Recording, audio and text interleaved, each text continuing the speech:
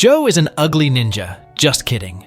Joe is former ninja who escaped from his clan and wants to live peacefully with his family.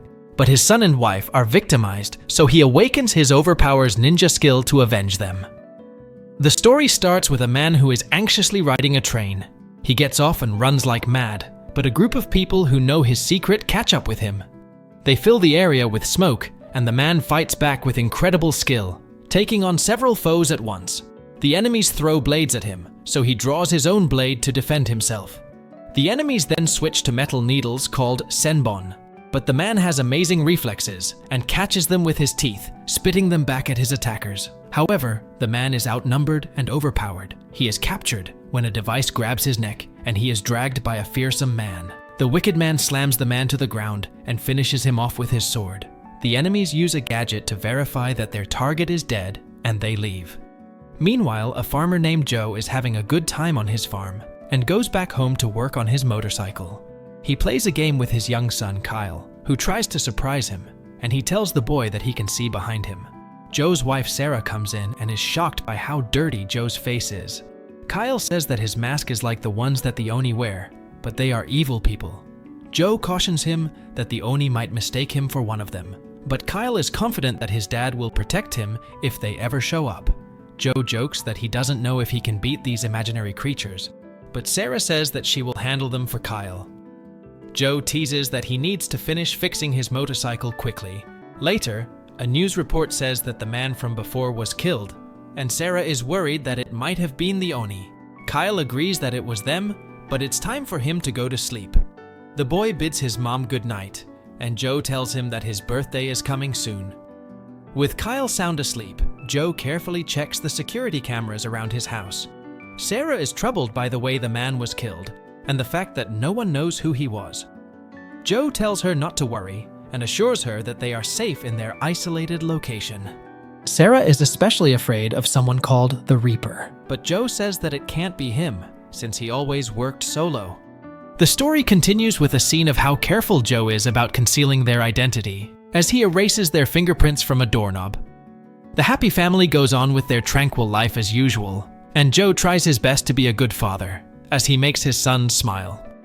One night, the news reports that another person was killed by a mysterious group. This is one of several deaths that have happened lately, so a big investigation is launched to find out what is going on. On Kyle's birthday, the loving family has a nice barbecue. They all laugh and sing songs, and Kyle blows out the candles on his favorite kind of birthday cake. Kyle opens a gift and finds a video game, and Joe gives him a new helmet too. Joe likes this one better than the scary Oni mask, so Kyle says that he is not a bad guy anymore, he is a hero. Sarah says that she just likes seeing his normal face. They are very happy, so they all say how much they love each other. That night, Joe gets out of bed, but he tells his wife to stay there calmly. Joe goes downstairs, where everything looks fine. Suddenly, something shows up in the window and Joe is attacked. The attackers break in, but Joe fights off many of them skillfully. His amazing skill lets him take one of their weapons, and he uses his sword to kill many of these men. While he is killing one guy, Joe hears his son scream for him. The alert Joe acts right away. He stops an attacker who tries to block him and totally crushes this guy. Joe runs to find his family as he grabs something, but another attacker shoots 2 metal needles through his neck. The stubborn Joe does not let that stop him, so he crawls up the stairs. The terrible pain is too much for him, and we see a strange figure outside. Joe finally gets to the 2nd floor, where he sees that many attackers have been killed. But then Joe is horrified when he sees Kyle and Sarah's dead bodies on the floor. Shock fills Joe's body, and the evil-looking guy says that Joe's wife fought well.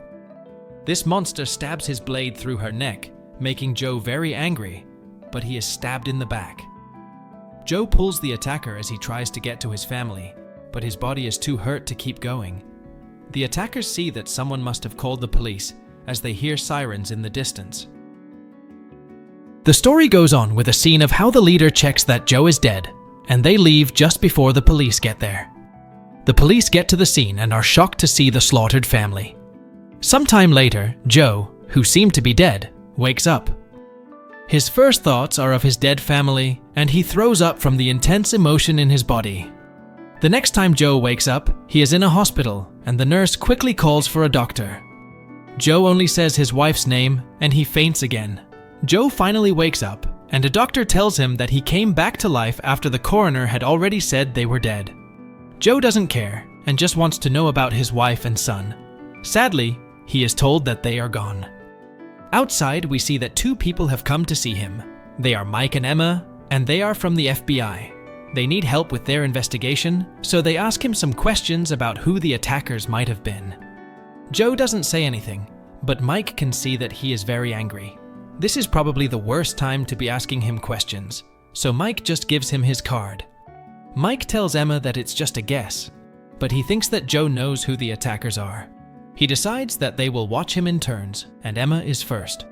As she watches Joe on the roof, Joe remembers a moment ago when he was taken to say goodbye to his family. The nurse saw that he couldn't move Joe anymore, and it was because Joe stopped the wheelchair. Joe was furious and couldn't stand to get any closer to his dead family's bodies. Back on the roof, memories of his wife and son fill his mind, and Joe starts to snarl in anger. His anger gets to its peak, and he reaches for his wrist again. This time, he pulls out a metal needle. Joe stabs himself with it, and it does something weird to his body. Then, Joe is attacked by some assassins. He is still very angry, so he goes crazy and kills many of the attackers. Joe shows amazing strength and skill as he somehow takes over the fight. But that's not all, as Joe does some kind of magic and turns his body into black smoke. This move is very powerful, as it lets him kill many assassins in one moment. The story follows with a scene of how Emma has no idea what's happening, but Joe doesn't explain anything and knocks her out. The furious Joe then keeps on attacking and rips apart many more attackers.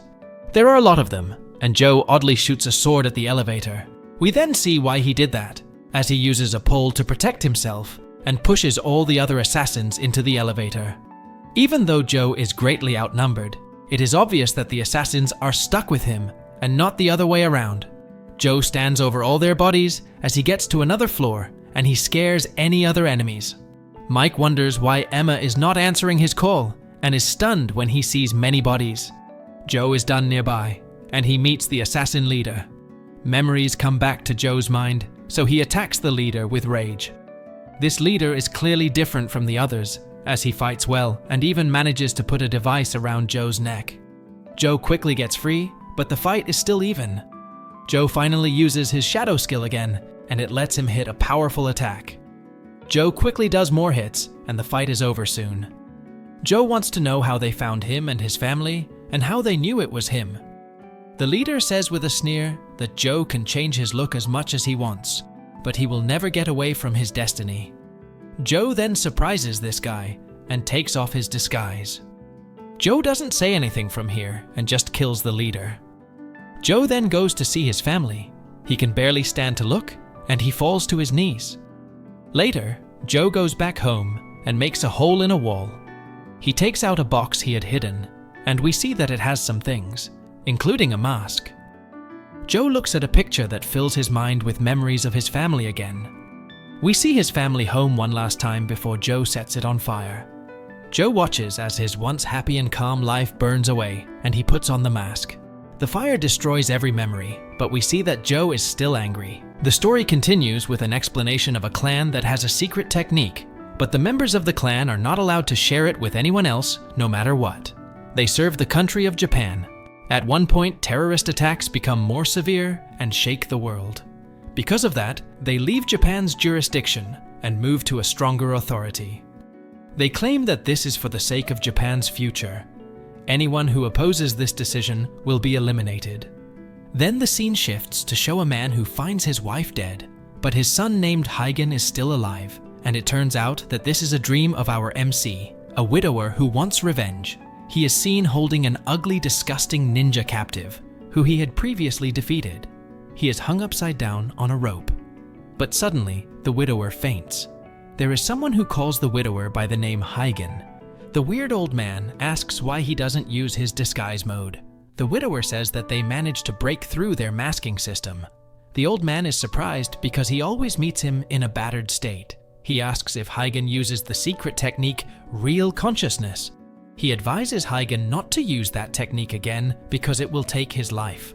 The old man is shocked when he sees the wound on Heigen's back. He should have died from that wound. He thinks that it is either luck or maybe someone wants him to stay alive. The weird old man is a doctor. He says that even though Huygen is overpowering, healing still takes 5 to 6 days. After that, Huygen intends to hunt them all down by himself. Sometime later, the unfortunate widower wakes up alone without anyone accompanying him. He looks impatient to avenge himself. As he opened his bag, he remembered the business card that the FBI agent gave him at the hospital. Then Huygen went out and taught a lesson to the ugly, disgusting ninja. The ninja said that it was nothing to him. He was so strong, he didn't know if he was human or alien. Huygen kept beating him until morning, but the ugly ninja was still alive and laughed, saying that at that time, Huygen's wife was full of anger and hatred until the end of her life. Besides being ugly, this ninja was really a psychopath. Unable to bear the words of the ugly ninja, Huygen sent him to hell by using a lighter and burning the floor below him. The poor widower was consumed by revenge, and instantly the fire blazed and turned him into ashes. Meanwhile, at the FBI office, Mike was angry because he was kicked out of the investigation on the case that Joe experienced. The boss said that they couldn't do anything because they didn't know who the perpetrator was, and this was an order from their superiors. They were ordered to stop investigating the case, or they would be fired. Mike said that Emma had seen the incident when Joe was attacked by a group of assassins, but the senior told Mike to check again with Emma. Strangely, the red-haired girl also didn't want to continue the case, because they all seemed to be trying very hard to cover it all up, and there must be a mystery why they were trying to cover it up. So Emma chose to be relaxed. She then showed that Joe, Sarah, and Kyle, who had died, were aliases. Those names were not their real names, just like the previous victims. Mike, the black-bearded man, was confused by what was happening, and from here we know that Huygen is Joe's real name. Meanwhile, Huygen, who was packing, noticed a jewelry given by a woman. He then hurried to ride his old motorcycle to hunt down the perpetrators who killed his family. He searched everywhere, but he seemed to find no clues. He was annoyed until he rested at a bar. There, he saw the police acting like thugs.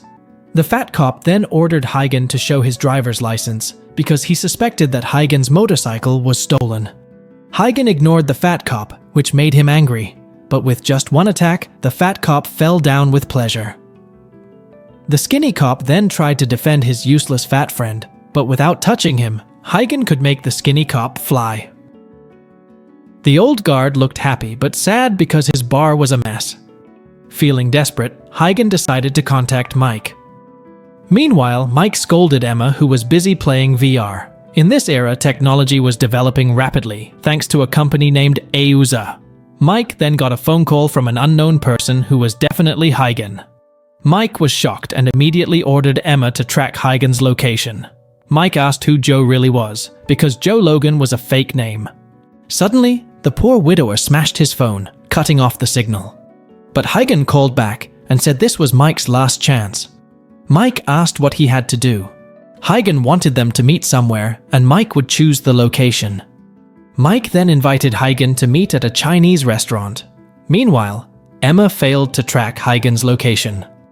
The widower was very clever. After that, Huygen went to the place. On the way, we saw an advertisement for a technology company named Euza. They made all kinds of technology, from cradles to graves. Huygen went to the rooftop and observed the situation there. Meanwhile, Mike had been waiting for Huygen at the Chinese restaurant with its very talkative owner. Huygen then entered and quickly approached Mike's seat. Mike thought Huygen had died falling from the roof. As proof, Mike asked to see Huygen's face, but Huygen only showed Mike's business card. Mike was not satisfied with that. Huygen walked to the door until Mike stopped him. Then, Huygen seriously asked about a clue to the incident that befell his family. Mike would give it to him if Huygen was willing to cooperate. Huygen agreed, but Mike foolishly confidently pointed a gun at Huygen because he didn't want to work with him. Mike forced Huygen to tell the incident on the hospital roof at that time. But suddenly, an Euza Eats courier came to pick up the order. Mike continued his question, but another Euza Eats courier came again. Mike then approached Huygen to hold him, but someone came in. Mike thought he was an Euza Eats courier and told him to leave. Unexpectedly, the man quickly attacked them. Luckily, Huygen was able to fend off his attack. The man used 2 sword weapons. Mike still tried to make himself useful even though he was a burden. Huygen unleashed his shadow technique that took the form of the god Ashura. Huygen fought the ninja like Zoro in Ashura mode. But the ninja apparently brought a friend, but they were just dust for our widower, until they both were knocked down and went to hell.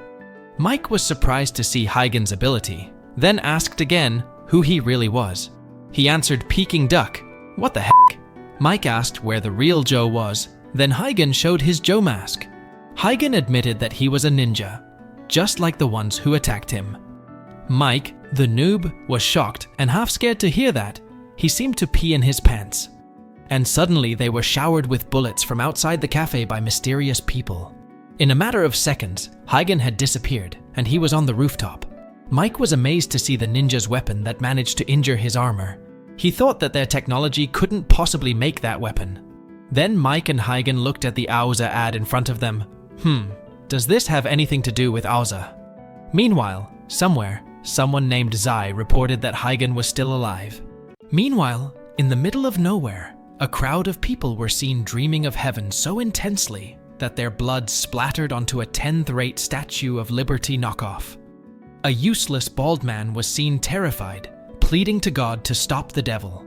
But God didn't grant his prayer. A pair of giant hands attacked them until their car crashed and exploded. There was an ugly, disgusting man licking a cell phone-flavored ice cream. He said the woman in the photo was quite a catch. He then went to the ninja headquarters that looked more like a haunted house. The ugly man felt his job was very boring if he had to deal with those minions seriously. He spoke to a man in front of him named Master Yamaji. Yamaji informed him that a sword is a weapon without instinct. But according to this ugly dwarf, his way of picking up was outdated. Adhering to oaths or codes of ethics was not their style. He wondered if Yamaji was still smitten with that woman. For Yamaji, outcasts are no longer considered ninjas, but enemies to prevent the secret ninja techniques from being exposed. They all had to be eliminated. Higan was one of the elite ninjas with many fighting techniques in Japanese history. He was the most ferocious ninja among the ninjas. Although they had killed him before, he came back. According to them, Huygen used a forbidden technique that could only be used by senior ninjas. To find out, they had to be able to send him to hell, and they were preparing it. There was another way, according to the dwarf, that could make Huygen beg for mercy and then kick his butt. He remembered someone who could be relied on, the Angel of Death. Meanwhile, in a warehouse, a man in a white mask told Zai, the Angel of Death, that Zai had sent many of his former colleagues to hell. The ninja organization is now very corrupt. The only reason Zai is still hunting rogue ninjas is because he fears the organization. After all, they are just ninjas fighting to maintain their dignity. And that's why Zai failed to send Huygen to hell. Huygen has proven that ninjas with ancient beliefs will not lose to people like Zai. The rogue ninjas will not be afraid after knowing this. He will tell Zai, who taught him to use the sword. The man in the white mask then attacked Zai while reciting a poem. The swooping bird attack was so powerful. But Zai still held on and asked why he didn't avoid his secret technique again. Suddenly, he realized that Zai's sword was in his body. He surrendered and will wait for Zai in hell. Meanwhile, Master Yamaji has forbidden Zai to fight Huygen and does not intend to make them fight. At the FBI headquarters, Mike was angry because the case of the attack at the old man's shop had been closed. The FBI concluded that the shop was used for money laundering. This blonde man tried to calm Mike's emotions and told him to accept the decision. Mike suspected that the blonde man was ordered by the superiors to do this. Then the senior FBI called Mike for a chat, telling him to stay focused on the task without interfering in the case. He suggested that Mike better think about retiring peacefully while fishing and enjoying whiskey. But Mike doesn't like fishing and prefers sack. This made the senior intend to send him good whiskey products and a fishing rod. With a suspicious face, Mike asked if the fishing rod was made by Auza. The senior then left without answering Mike's question. He gave an envelope containing a retirement letter for Mike. Meanwhile, somewhere, Huygen, who was making a sword, was reminded of his late wife and child whom he loved. His hands were shaking, then he took a breath as if he was about to do something serious. Not long after, Mike arrived there and was angry because Huygen had called him to a place that was as unclear as your future. Inside the warehouse, They discussed the weapon at the crime scene, made from a special alloy that only Aoza had. The ninja who attacked them seemed to have a connection with Aoza. Mike felt that Aoza was a dangerous company because it made the FBI silent. Mike washed his hands, even though he almost died in the previous incident. Huygen felt it was nothing because they had sent his family to heaven. He would avenge them. Mike told him that he intended to arrest Huygen after Huygen had successfully avenged his revenge. He then burned his resignation letter because he was determined to protect the citizens from the criminals. Besides, he also didn't like fishing. For years of working, Mike had never dealt with strange ninjas. Huygen then gave Mike a drink as a sign that their alliance had been formed. Mike didn't expect this, but he had to repay those jerks. After drinking, Mike was surprised because it was not sake, but an energy drink. This poor widower indeed has a strange taste. When they were talking about Aoza, suddenly the door opened and it turned out to be a Peking duck brought by Mike. In the evening, Mike was chatting with Emma, who was late to arrive there. It seems like Mike needs to teach Emma the definition of being late, but Emma didn't want to discuss it further because she had already gone to the trouble of coming here with her cool car. Mike wondered why Emma brought this trash. Suddenly, Emma pointed out that Mike's car was more fitting to be called trash. Then Huygen said that Emma's car was a vintage car made by the best designers in the 20th century. Emma was amazed to see Huygen, who understood so much about her old car. Huygen suddenly looked at Emma with a sharp gaze. Mike then told this useless ugly woman to shut up because they were going to discuss Aoza. Emma invited them to get into the car. She showed the very futuristic interior of the car. The car was a large computer that she assembled herself, and all information about Aoza had been collected in that old car. Aoza is a multinational company that has many technology products. Its global market share is also high, so there is no country in this world without Aoza support.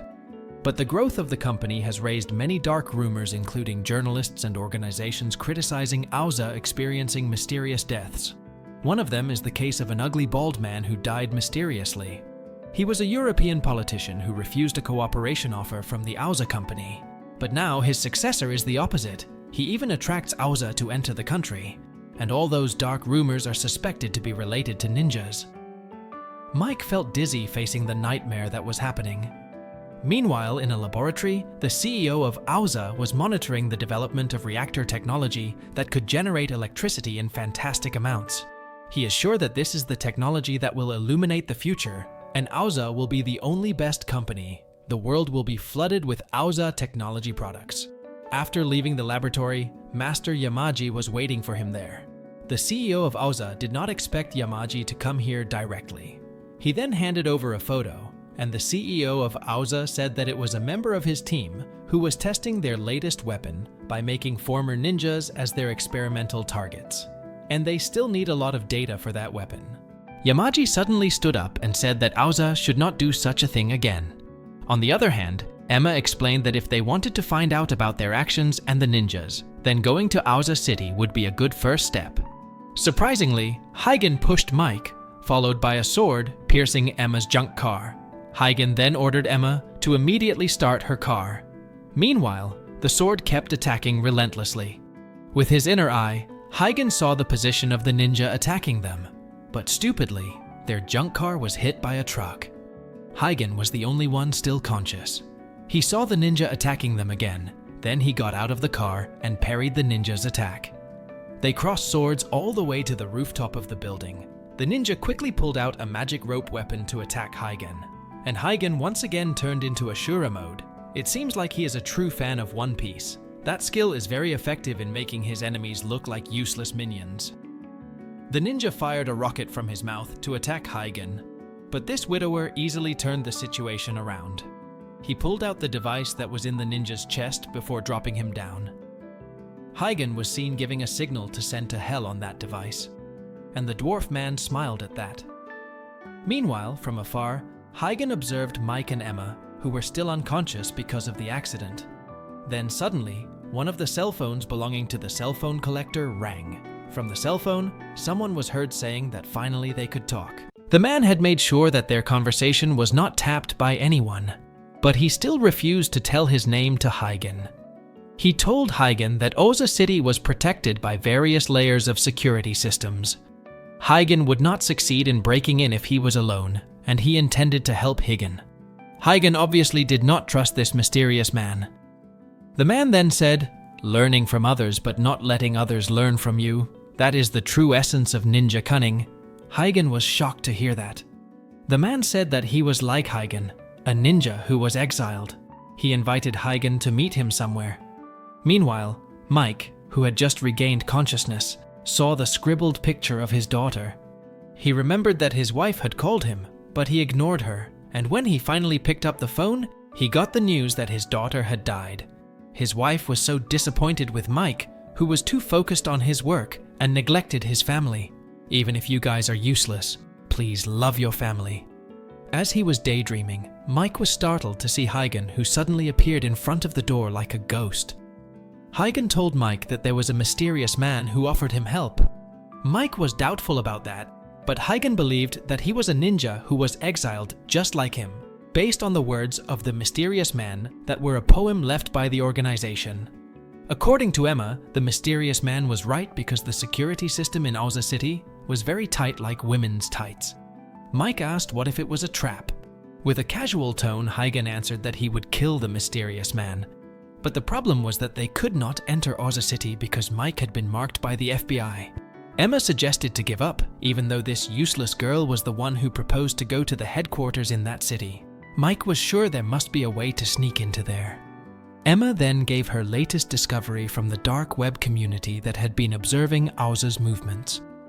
And she found the location of the admin of the community who claimed to be a former researcher there. Mike intended to go there alone because it was far away, but Emma did not want to let Mike take all the credit alone because if they succeeded, they could get the latest data of Auza that could be sold for millions of dollars. This useless gold digger was so excited when she heard about money. Huygen then left and told them to be careful, but before Huygen left, Mike asked if his late wife knew his true identity. But it turned out that Huygen's wife was also a ninja, and they had both violated the ninja code of ethics. Ninja must always release their emotions even to their comrades. But Huygen chose family, unlike this ugly guy who ignored his family. Meanwhile, at the Auza headquarters, the Auza CEO was meeting with the ninjas. He said that he was different from the ninjas. He only needed data, not fighting. The ugly dwarf then asked what he would do when Huygen showed up. The CEO answered that this was the function. He had a great secretary. He asked if anyone had any other ideas. But Asuka said that the city's defense was 100% impenetrable, so there was no need to worry. Meanwhile, Big D, or let's just call him Big Dump, said that if Huygen dared to mess with his haircut, he would die. The dwarf mocked Big Dump's hair, which made Yamaji angry. Because they were not serious, he felt that Huygen was a serious threat, and they had to know his secret technique. But not with his worthless FBI friend, he was not a problem for them. The Auza CEO then agreed with Yamaji. On the way, the CEO was very impatient waiting for Huygen's arrival, because he really wanted to get data for their new weapon. Meanwhile, at the ninja headquarters, Yamaji told Zai that he didn't need to go anywhere, because Yamaji would send someone else to take care of Huygen, and they would force Huygen to show his secret technique. Huygen, who was riding without a helmet, remembered his past. The ninjas had to obey the code of ethics, the ninjas had to release their emotions even to their comrades, and the ninjas had to prioritize the mission over their lives. Huygen, along with Zai and Mari, received their names and a secret technique that they could only keep for themselves. The leader was confident that the three of them could lead their village to a bright future because they were the three legendary ninjas light version. And the man next to the leader was Yamaji. They were very happy to get their names because it meant that their existence had been recognized. But Huygen reminded them to keep their secret techniques. Then they drank from a cup together as proof that they had been together and they would risk their lives for their mission. After that, they did missions like ninjas, moving and killing enemies quickly. But Mari was careless when she saw a woman with a child. The woman suddenly shot her. Huygen carried the wounded Mari away, leaving the mission. Mari, who had just regained consciousness, told Huygen to go, and then she grabbed a knife, but Huygen quickly caught the knife and hugged Mari. The John Wick beta version did not want to leave Mari alone, even if he had to break the ninja code of ethics. He said that since they first met, Huygen had broken the rules. Then Huygen and Mari slept together, but they were caught red-handed by Zai, and that past was what made Zai hate Huygen. Meanwhile, Mike and Emma were on their way to the dark web community admin named Jason Cardenas. On the other hand, Huygen was communicating with the mysterious man. The man said that Auza City had a security system consisting of sensors throughout the inspection area. Anyone who did not have permission was forbidden to enter, otherwise they would shoot. And from the top, there was also an electromagnetic shield that made it impossible to enter from above. So the only way was to enter through the underground to the sensor control room. He had to be able to pass the security cameras, laser traps, and mercenaries guarding there. As much as possible, he had to avoid fighting for the mission to succeed. Then, the man would turn off the electricity to open the electromagnetic barrier for 5 seconds, because if it was more than that, the alarm would sound. So he only had a chance for 5 seconds. After nightfall, the mysterious man guided Huygen through the phone. Huygen ran and sneaked into the tightly guarded underground facility. He jumped around easily like a cockroach, but his sweat dripped and set off the alarm.